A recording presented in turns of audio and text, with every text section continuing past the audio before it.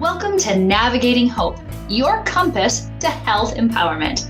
I'm Dr. Jamie Hope, steering you through healthcare, overcoming overwhelm, personal goals, and emergencies. We'll navigate the healthcare maze with actionable insights and real-world advice, unlocking the secrets to a healthier, more vibrant life. Join us to take control of your well-being and make informed decisions for your health and your future. Stay with us as we unravel the mysteries of medicine, wellness, and life's unforeseen challenges, helping you bypass the ER with a dose of knowledge. Stay tuned till the end of the episode with a recap of your actionable insights and a free gift.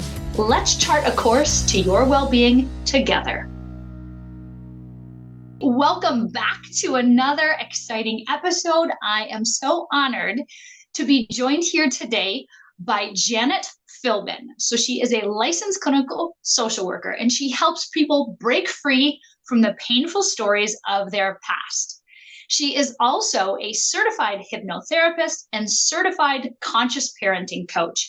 Janet specializes in healing emotional pain and trauma. So keep listening if you've experienced any of that in your life. With over 25 years of experience, she runs a private psychotherapy and hypnotherapy practice, helping clients worldwide achieve transformational healing.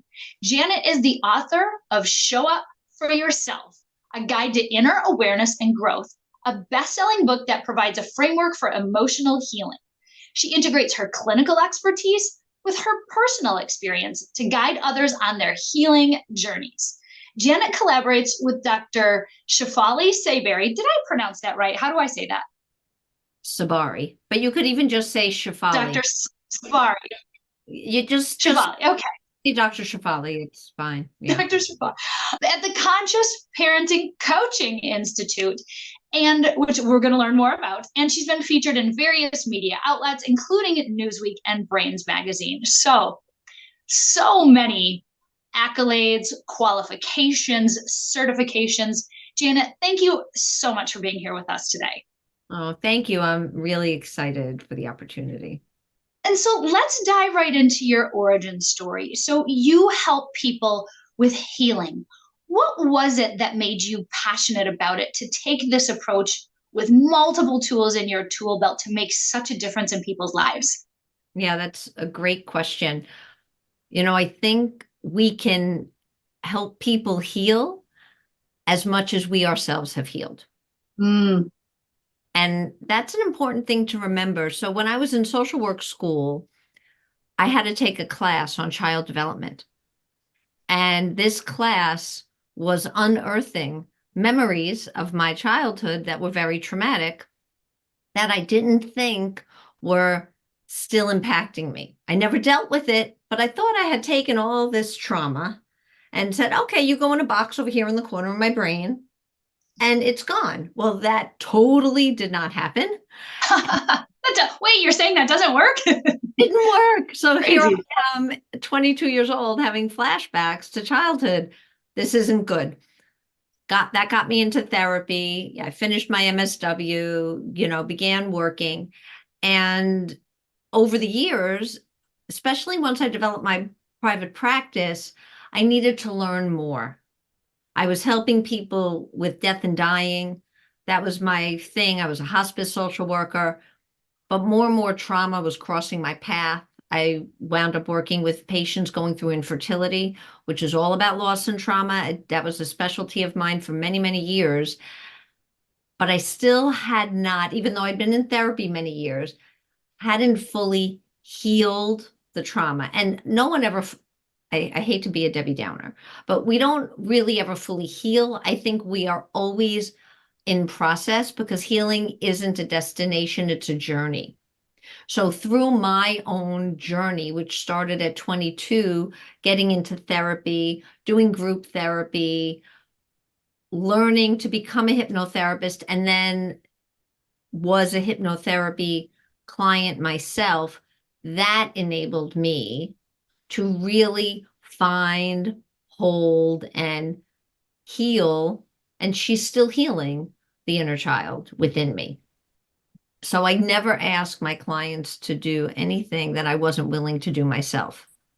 Oh, And that to me is so beautiful. So not only you've walked with people through the darkest parts of their life, hospice, end of life, infertility, trauma, and you're not just one of those people like who's like a practitioner, you know, eating a donut and smoking a cigarette and saying make healthy choices. That kind of hypocritical. You are doing the work along with everybody.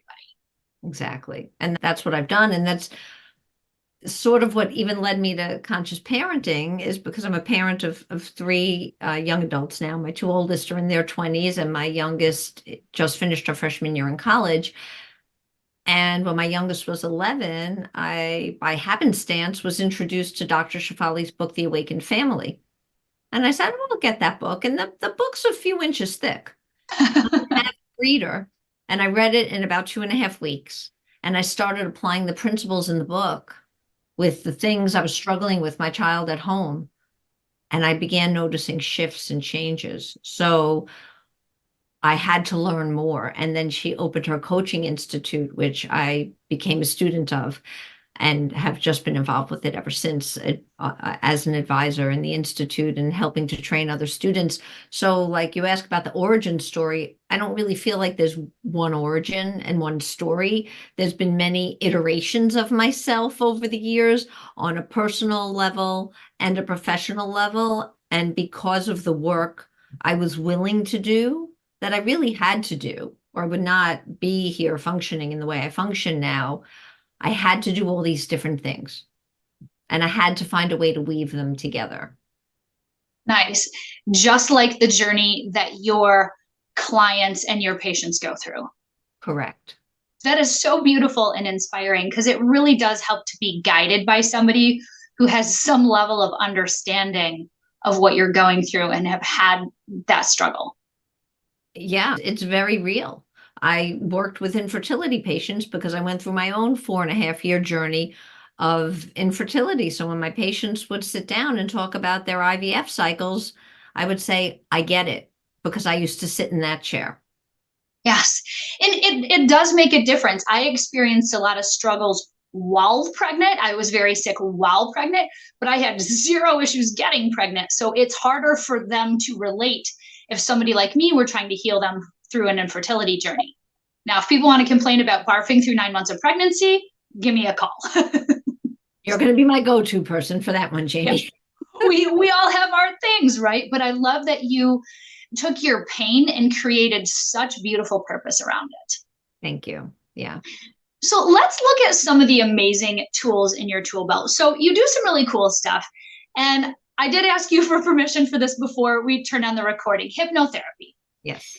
Now, there are a lot of people who have some pretty interesting misconceptions about this. So you, I assume, do not make your patients cluck like chickens or convince them to do silly stuff. So can you take the opportunity to educate us on what hypnotherapy really is? You can't make people do things against their will. Like, can you please walk us through that?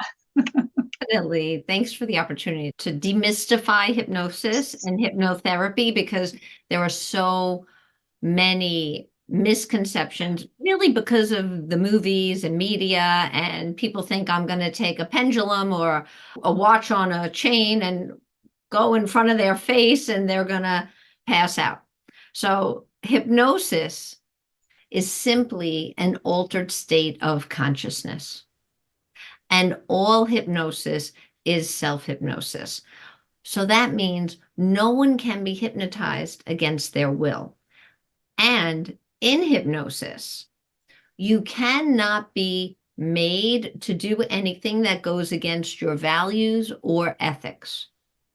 If I put you in hypnosis and I said, pick the pocket of the person over there, and that was against your morals, you would not do it. So hypnosis is something we all go into involuntarily throughout the day. Have you ever driven to your destination and you get there and you look around, you're like, oh no, I don't remember driving here. But Oh, Lord. Yep, I've absolutely done that. yes, yes, that is an altered state of consciousness. You come out of the movie theater at 3 o'clock in the afternoon and you're shocked that the sun is out. You were in an altered state of consciousness. You're reading a book. Someone speaks to you. You don't hear them. Or these days you're on your phone. Someone's talking to you. Why don't your kids hear you when they're watching social media or playing a game on an electronic device? They're not in their conscious awareness in the moment with you. They're in an altered state playing a video game. So we have to bring someone back from that. Yeah. But so we want to enter it for certain specific things, but we also want to get out of it for certain specific things. So walk us through when we want it and when we don't. We should probably not want that while we're driving. You do not want to be in hypnosis while driving. Yes. Meditation is an altered state of consciousness. Hypnosis is just taking it a little deeper. Sleep is not hypnosis. When you are in hypnosis, you are not asleep. So if you're in hypnosis and the hypnotherapist is counting you back 5, 4, 3, 2, 1, no matter how deeply relaxed you were, when the hypnotherapist says 1, open your eyes, you open your eyes. If you don't open your eyes, then yes, you've fallen asleep. They're different. Yeah. They're different. So you can fall asleep during hypnosis, but hypnosis is not sleep. It's different. You are in complete control when you're in hypnosis. So though I might be talking to a client with their eyes closed, they can pop their eyes open at any time. They can end the session at any time. You don't have to answer a question. You're always aware of what's happening. I am never, ever telling anyone, you're not going to remember what happened in hypnosis today. To me, that would be unethical. I had a client one time, she was a breast cancer patient, and she was coming in to work on her anxiety. And as we can all imagine, someone with breast cancer is going to have increased anxiety. And after the first hypnosis session, she had her hand on my doorknob at my office, and she goes, "Wait a minute, are you sure I was hypnotized? I heard every word you said." I'm like, I never told you wouldn't hear me. But she was so surprised because people don't know what to expect. Right. About hypnosis. But it is so powerful and so transformational because the way I work, and not all hypnotists or hypnotherapists work the way I do, I won't do fluff. If you want to lose weight and just have some very strong post-hypnotic suggestions for weight loss or smoking cessation, I'm not your person. Go to a hypnotist who just does that. If you want to lose weight and you want to understand why you ever began to gain weight, what was at the core of the disordered eating, then come to me. And nice. You're really about the root cause, and with all of your modalities that you use. Absolutely. Yeah. Yeah, because that's how we create change. And that's how we create lasting change. Because, and I've seen, yeah, go ahead. So we're having a little bit of an internet glitch. I've seen that with my patients, though, that are trying to make those changes. And I think about it like the difference between real lifestyle changes and the fad diet kind of change, right? You can change temporarily. You can lose weight on any nonsense BS fly-by-night diet. You can. And then as soon as you stop, it comes back. So what you do, this is not, a fad or a Band-Aid. This is that deep healing so the problem stops persisting. Correct. Exactly. Or we make a drastic change so that you are coping better, more effectively in your life now. But healing does not happen in one session. So I will never take a client for only one session. I do require people to do a minimum of ideally 6 sessions.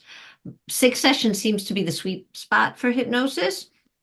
Do people stay with me longer? Yes, but I would say the overwhelmingly majority of my clients see real significant changes, reach their goals in 6 sessions. And though I'm a traditionally trained clinical social worker, I went to a, top tier university in New York, insight-oriented therapy, in the way I was trained, I believe after all these years practicing, has its limits because the conscious mind is always going to get in the way.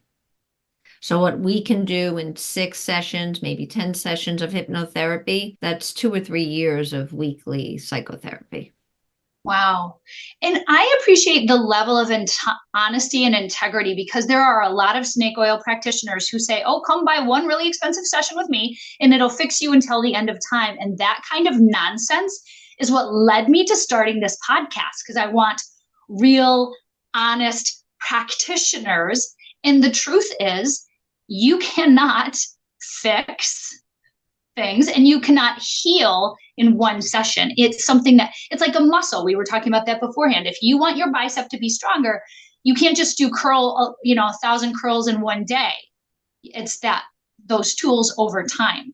And so during your sessions and afterwards, what kind of homework do you have your clients do to really help strengthen that muscle of healing that they're doing? Yeah, it's a really good question. I always ask my hypnotherapy clients to journal immediately after the session, just to write down anything they remember from the session, any insights they've had, anything at all that whatever wants to come, just to free association, right? And then I do like people to journal in between sessions. What are the things you've noticed? What's still stuck? What's new that's come up? What was an aha moment? What's still triggering you? We could talk more about triggers if you think that's important for your audience to understand. And this way we can use that as information for the next session. Because I never know, a client's going to come with a goal. I had a client that had a really, really bad phobia for vomit, and she had little children. Well, Oh Lord, that's does not mix well. Child that doesn't vomit, we're going to have a problem. So right? That was her overarching goal.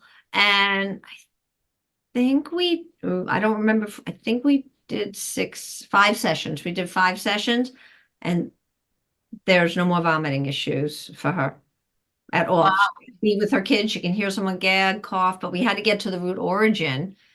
And so now she's not even getting triggered by those. But so after the first session, I needed to know, okay, what else is coming up? What else is triggering this panic about vomit? What other feelings happened within you? What were other awarenesses you had?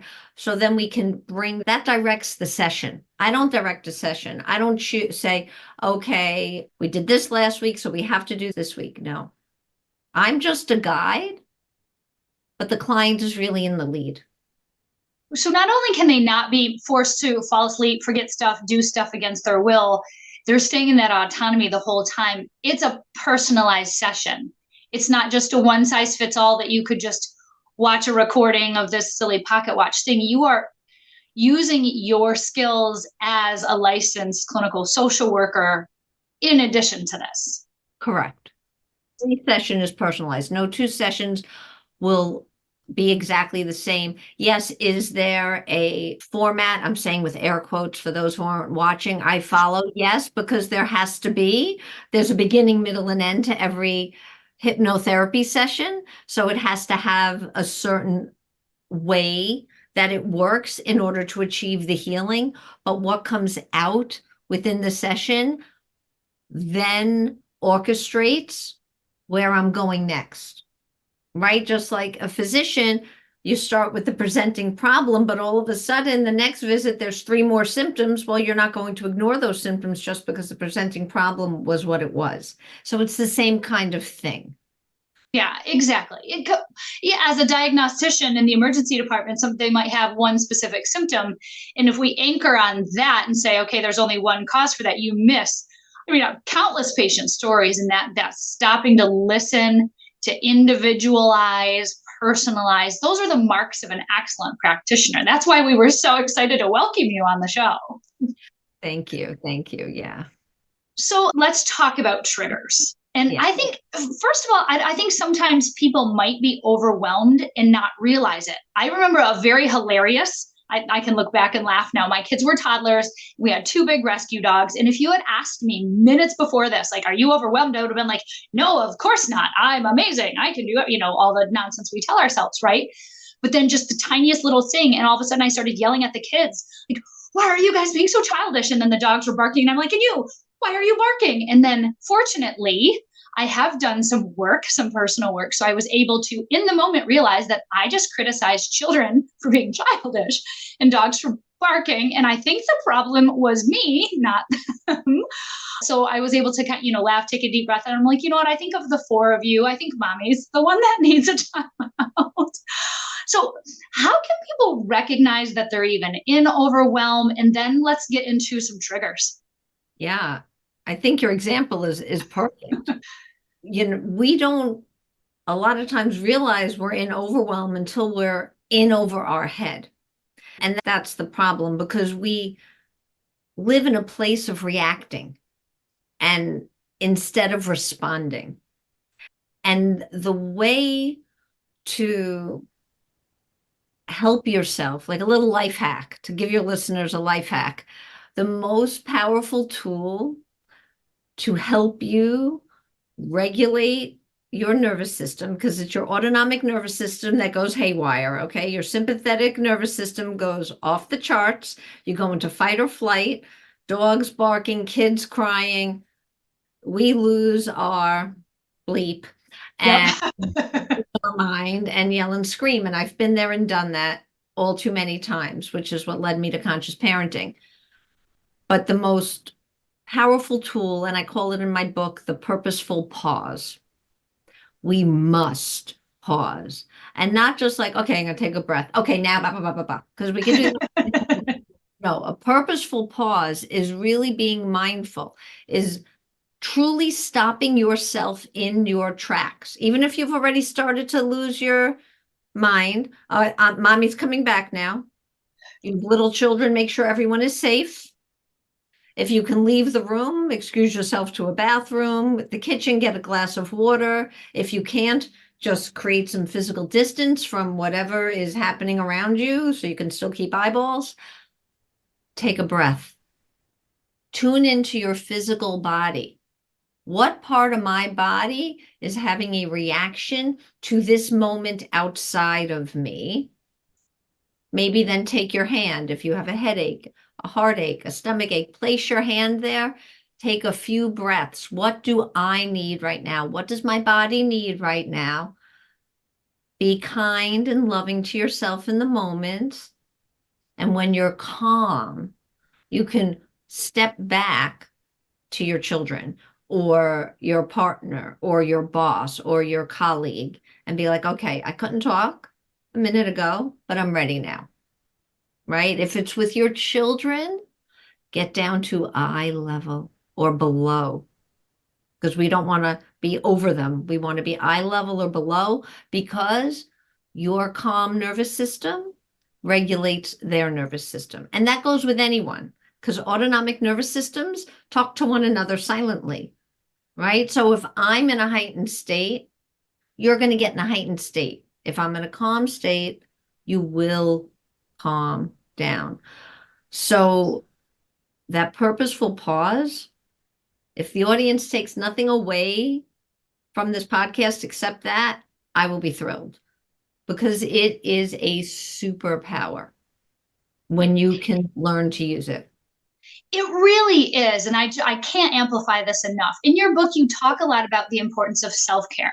And a lot of us struggle with, oh, but that's selfish. I can't do that. I have to take care of my aging father who has dementia, and my father in law who has cancer, and my kids, and my job. And so, can you please just help us have permission to do this purposeful pause? This, my favorite mantra I'm going to put on t-shirts, and I'm actually not kidding. Self care isn't selfish. Exactly. Yeah, so share your thoughts about that. Give us permission. We need it. We can't give to someone else what we don't give ourselves, right? So if you are on empty, how can you take care of your aging father, your sick dog, your toddler, even do a good, competent job at work? How can you? You're pulling from an empty tank. You're going to be burnt out, stressed out, emotionally worn down, and probably not using really good coping skills. I would imagine you could be overeating, you could be overusing alcohol, maybe drugs, overusing social media. maybe sleeping too much. So then you're creating other obstacles, which in a way hinder you because now you have less time to do the things you need to do because everything has to get done because you've spent so much time not doing self-care. And self-care doesn't have to take a long time. Go outside for 5 minutes, take a few breaths, point your face to the sun. Even if you live in a cold weather climate, go outside in the snow for 5 minutes. Go look at the water. And actually, because the unconscious mind does not know real from imagined, and this has been researched and studied, you can actually watch YouTube videos of nature, and that will have the same calming effect as actually physically being in nature. So I someone, love that. yeah, yeah.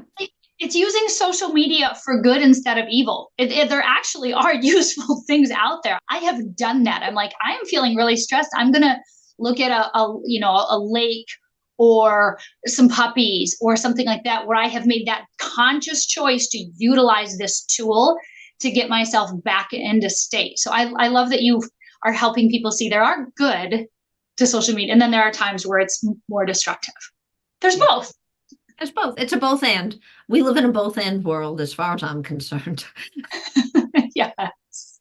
Oh my goodness. So that self-care isn't selfish.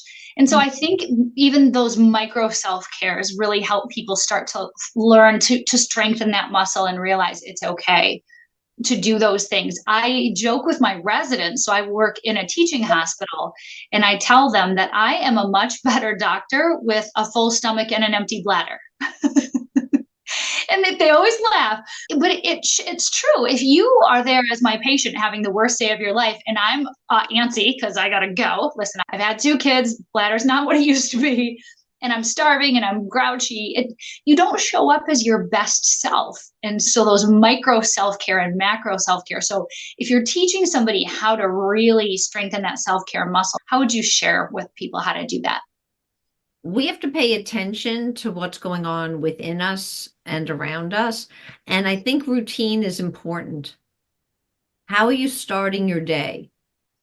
Are you hitting snooze and not giving yourself enough time in the morning? Or maybe you can give yourself 5 minutes, even if you just lay in bed quietly for 5 minutes because you don't want to get up, but you're awake. And like, okay, this is 5 minutes of me time. You know, are you immediately on your phone or computer or turn on the TV? Or do you sit quietly with a cup of coffee or tea? You know, when you're in the shower, do you just let yourself be in the shower? You know, and the shower, washing dishes, that can be a meditation. You just are with it. I forget which Buddhist monk had said this or which philosopher, and I'm sorry I can't remember where it's from exactly, the source, but I'm giving a source I don't know. But he would say, you take one dish, you focus on the one dish, you wash the dish, you wash the dish, you put the dish down, then you go to the next one. You don't worry about the pile of dishes. It's one at a time. And so it's the same thing. So we don't need a lot. But if you don't give to yourself even a little, you have nothing to give to anybody else. Because, see, people blame the other person for triggering them. It's your fault. This happened to me, that happened to me, and we become the chronic victim. But a trigger actually has nothing to do with what's outside. A trigger happens inside because of what happened on the outside. So I actually don't like the word trigger. I much prefer to say we got poked. And I feel like sleeping lion inside of us got poked, and then we roar and scream and yell and react. And then we reenact something from where? Oh, the past. Why are we reenacting something from the past? Because what's happening in the present moment feels familiar to what happened when I was 10. And because the unconscious mind has no sense of time, guess who's running the show of your 40, 50, or 60-year-old life? Your 10-year-old. I don't want my 10-year-old running the show of my life. Oh, yikes. Definitely not. You really start looking at people. We have a bunch of 10-year-olds running the world, running offices, making decisions, because their activated inner children are acting out because you never took care of your own inner pain. Yeah. And knowing what those triggers are, some of them, you're very consciously aware of. Some of them, I assume you're not. And I tell this example to my kids because it's funny. I was at work one day and one of my colleagues was teasing me that I had a big butt. And I don't objectively. And I had just come back from pregnancy where he knew that I was vomiting and lost a bunch of weight during the pregnancy. So he knew that he was teasing me about something that wasn't real, like calling a giant guy tiny, right? So I wasn't triggered at all. I just I didn't even turn around and look. I just laughed and kept doing what I was doing. But one of my other coworkers in the room stood up and like, that was rude. You need to apologize. And I was like, oh my gosh, they were defending my honor, which was super sweet. But I was like, oh, but I don't have that. So it's okay. But there are other things that I know that if that same coworker had poked, I would have gotten real spicy.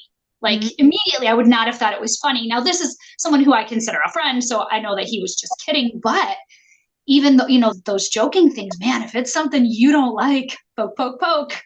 So talk to us about that. It can be anything, though. It really can be anything. So it's impossible, actually, Jamie, for me to give a list of like, what are the triggers? Oh, yeah, of course. Yeah. Because the triggers aren't happening in the present moment. Like, okay, yeah, the doctor made a joke about your butt, but if you would have gotten triggered, it wouldn't have been about his comment in that moment. It would have been because when you were 12, some kid at school made fun of you for your shape, for your weight. And that's why you would have got upset. You said, I don't have that, so it's okay. That's not a trigger for you, but for somebody else it would have been. And it's not a trigger for you because there was no previous emotional pain associated with your body in that area. Exactly. But believe me, I have quite a list of other things that that it would.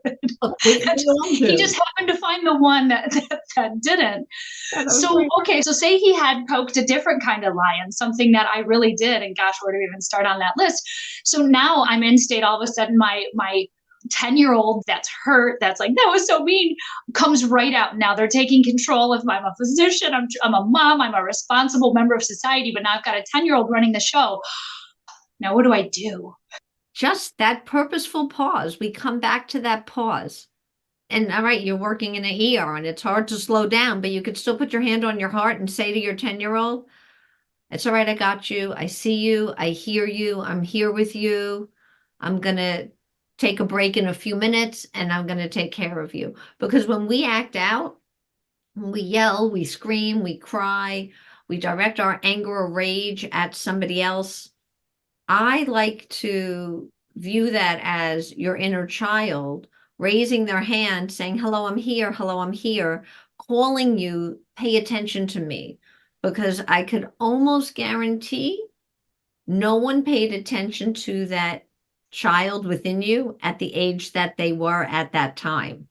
So they're still looking to feel validated, seen, heard, and loved in some way. And now that we're grown-ups, the only person that can do that for you is you. But people look to their partners, their children, their bosses, their colleagues, their friends to take care of their pain. And then those people are always going to fall short because no one's ever going to meet that expectation. And that's just going to then hurt more. And you go into the whole spiral all over again.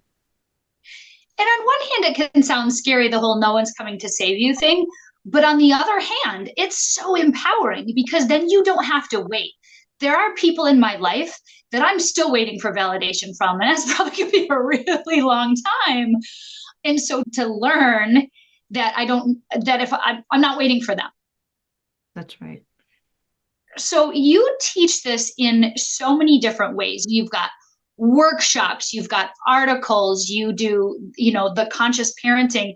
So I would love to kind of migrate over toward the conscious parenting because you can parent your young children this way. There are many listeners who have adult children, some of whom are now back in the home, sometimes even with now their children. And it's never too late. Of course, the best time to plant a tree was 20 years ago. Second best time is today. I can think back and spiral out on all the mistakes I've made parenting, or I can learn from that and become more conscious. So, what would that journey look like for our listeners if they want to start going down this pathway? Yeah, I love that. Thank you for the opportunity to talk about conscious parenting, because conscious parenting is not about the kid. It's not about your child, no, whether they're 5, 12, 20, or 40. Conscious parenting is about the parent. And conscious parenting says there's nothing to fix because nothing is broken. So the only one who can change is you, the parent. And if there's a problem in the relationship with the child, no matter how old your child is, you have to look within yourself to say, what am I in pain over? What do I need to address within me? Because I'm just acting it out in the relationship with the child. Maybe you're really working hard to control your child. That's going to backfire no matter how young or old your child is. If your child is young, the more control, the more lying you're going to see. If they're older, your teenager or young adult child is going to pull away, shut down, not talk to you. Conscious parenting is all about connection. Where and how can I meet my child where they're at? Well, my child always ignores me. Do you get eye contact before you talk to your child? Are you yelling from another room? Do you even know that they've heard you? Right? Well, they want peanut butter and jelly for breakfast every day. And what's wrong with that? Right? Nothing. It's just we've grown up with beliefs and we're all indoctrinated by culture. And that influences how we parent. And unfortunately, all of us were parented by unconscious parents, right? You buy a new car, you read the user's manual, right? You get a pool, you learn how to use the pool filter. We get a cell phone, we figure out how to use it. When you give birth to a baby, no one gives you a user's manual. They just let you take this infant home. Oh my. Right? I remember when I took my daughter home, and again, that was after years of infertility. My husband and I bring her home in the baby carrier. We stick her on the kitchen table, and I'll never forget this moment. And I go, now what? What do we do with her? What do we do? What do we do? We don't know what to do. And it's not the what to expect book on, how to feed them, change them. There's no emotional handbook, because what we don't know when we become parents is that it awakens within us all our emotional wounds. And if you don't deal with it, we act it out on our kids. I've had people come to work with me around conscious parenting who've had children in their 30s. And after just me hearing the stories and giving them feedback and giving them some tools, because coaching is much more tool oriented, you're going to get tools to use and implement. They noticed after a few short weeks, things begin to change in the relationship. All of a sudden, their daughter, who never picked up the phone and called them, is all of a sudden calling them, because they were looking to make a connection as opposed to correction or control. And That's huge. That's the difference. And I struggled with that because obviously I always know the right way to do everything at all times in my house. You can ask anyone who lives here. That you want to correct, you want to teach, like every second as a teachable moment. And that's just exhausting for everybody involved. It is. And the kids don't want that. They need to learn their own autonomy. The way they're going to learn is through naturally occurring consequences. You forget your homework, I'm not rescuing you. That's just what it is. It's just forgotten. Maybe you won't forget next time.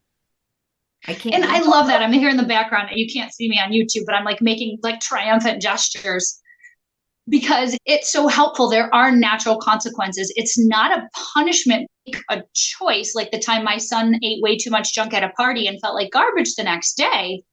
It's not like, haha, you feel like garbage, but now you know why I try and teach you to regulate and enjoy treats, for goodness sake, they're delicious, but have a reasonable amount versus an unreasonable amount so you don't feel that consequence. And without that, 1,000 lectures of me telling him to eat less junk would have never sunk in. Exactly. Yeah, that's a great example. That's exactly it. So whatever it is. Now, do we have to have concrete boundaries sometimes? And you're not going to let your child get in a car without wearing a seatbelt or ride a bicycle without wearing a helmet. These are life affirming boundaries and we need them, right? You're going to brush your teeth or you're going to get cavities. These are things we have to do. You have to drink water. You're going to get dehydrated.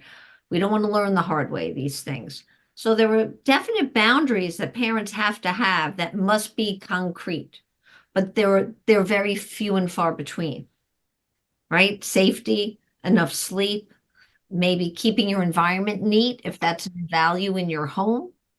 Everything else, that's just ego. That's just the parental ego wanting to brag. My kid's the best piano player, or the quarterback in football, or the A student. I always told my kids grades don't matter. And everyone in my life like couldn't even believe I said, and that was even before I knew about conscious parenting, because grades don't matter. I don't want my child to define themselves and their worth based on a grade, which is someone else telling you how well you did. If you want to get good grades, that should be intrinsic, not external. So parents have to understand, where are my belief systems coming from that I'm imposing them on my kids and thinking my way is the only right way, right? Oh, absolutely. So much more to conscious parenting and so much more. And we could discuss it for hours and hours. And I Oh, still yeah. be done. But We're just those are my, scratching the surface here. I feel a part two brewing.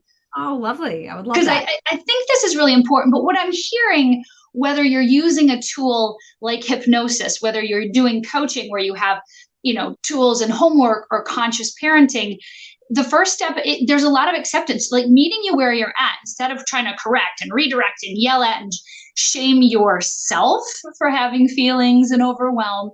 It's that some type of level of acceptance. It's taking that purposeful pause and then starting to strengthen those self-care and conscious muscles. Yeah, 100%. Like I can't separate it all. It doesn't, for me, being a clinician, as many years as I've been being a hypnotherapist and a coach, when I learned parent coaching, conscious parent coaching, it was like the final piece of the puzzle that went in it was missing. It tied together the psychotherapy work I do, everything I know about psychology. It tied together hypnosis. It tied together what I know about inner child and how that all plays out in real time for parents and even people who aren't parents. It doesn't matter because it's all about the self. You don't have to be a parent to be a conscious parent. What else isn't like the way you want it in your life? Let's look at it.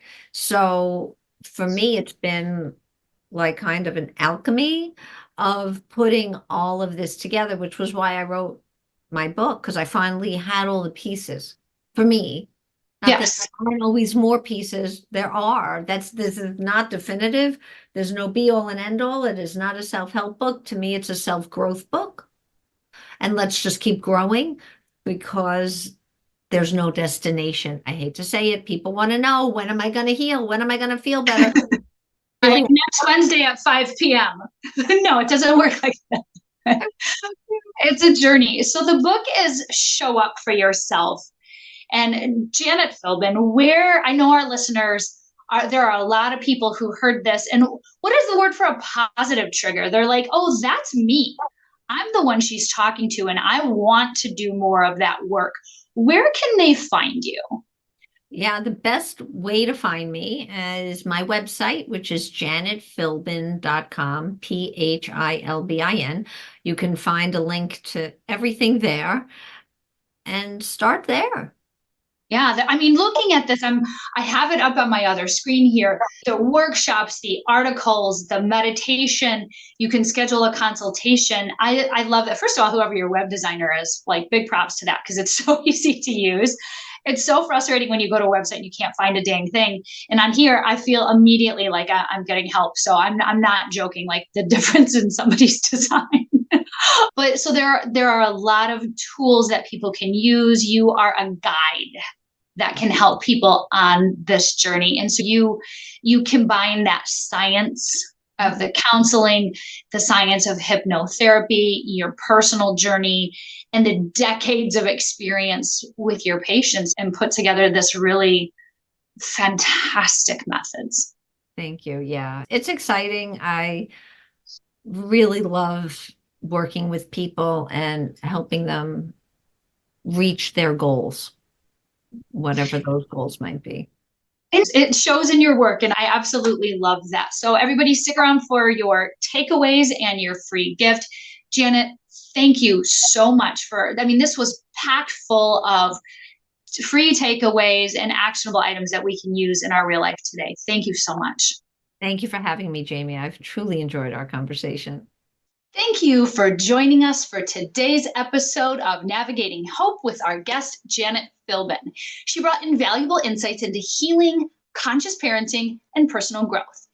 Here are your 5 key takeaways from our conversation. Number 1, healing through self-awareness. Janet shared her journey to help others begin with her own healing process. She emphasized that healing is not a destination, but a continuous journey.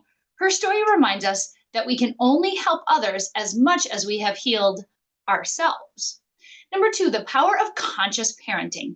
Janet introduced us to conscious parenting, explaining it's not about the child, but about the parent's own self-awareness and emotional regulation. Conscious parenting is about meeting your child where they are and focusing on connection over correction.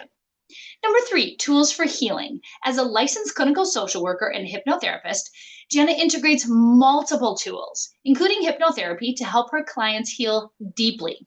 She clarified misconceptions about hypnotherapy, highlighting its power to access the unconscious mind and promote lasting change. Number 4, triggers as opportunities for growth.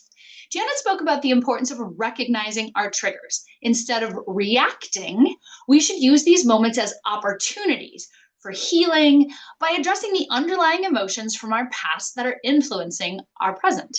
And number 5, purposeful pause for emotional regulation. One of Janet's most powerful tools is the purposeful pause, a mindfulness technique designed to help us regulate our nervous system in those moments of stress. By taking a pause and tuning into our body, we can respond rather than react in emotionally charged situations. So if you're inspired to set and achieve meaningful goals for your healing journey, deep trauma healing, conscious parenting, or any goals you want to set, we are offering a free Smarter Goals worksheet. This tool will help you create a clear, actionable plan for your personal growth. Click the link in the show notes and download your free copy today. Remember, healing, parenting, and personal growth are all journeys, not destinations. Stay hopeful, stay determined, and as always, keep navigating your journey with hope. Thank you for tuning into Navigating Hope with me, Dr. Jamie Hope. It has been an honor to navigate the realms of health and wellness with you today. Remember, in the journey toward a healthier life, knowledge is your compass. If you enjoyed our time together, please share, like, and subscribe to Navigating Hope. Join us next week where we'll continue to empower your health journey, arming you with the wisdom to navigate life's challenges and keep the emergency room in your rearview mirror.